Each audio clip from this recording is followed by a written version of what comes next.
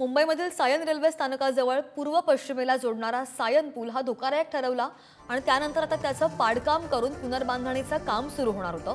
मात्र आता हा निर्णय स्थानिकांना विश्वासात घेऊन घेतला नाही, म्हणून स्थानिक खासदार राहुल शेवाळे यांनी या निर्णयाला सध्या स्थगिती दिली आहे। मुख्यमंत्री यांच्याशी चर्चा केल्यावर सायन पुलाच्या पडकामाचा निर्णय घेण्यात येणार आहे आणि दरम्यान सायन पुलावरून सध्याच्या परिस्थितीचा आढावा घेतला आमचे प्रतिनिधी रिद्धेश हातिम यांनी।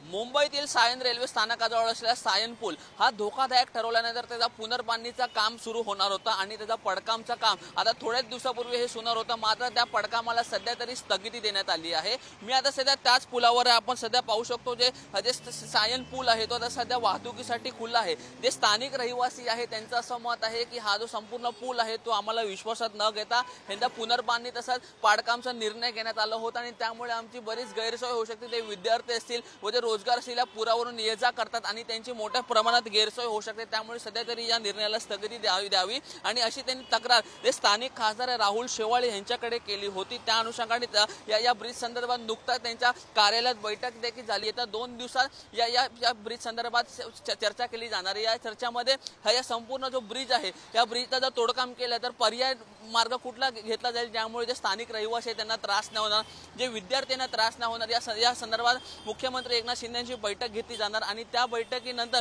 पुढे काय निर्णय होणार हे देखील पाहणं महत्त्वाचं असेल। मात्र सध्या तरी हा जो सायन ब्रिज आहे तो वाहतुकीसाठी खुला आहे। कॅमेरामॅन सुरेश सह मी रिद्धेश हातिम, पुढारी न्यूज, मुंबई।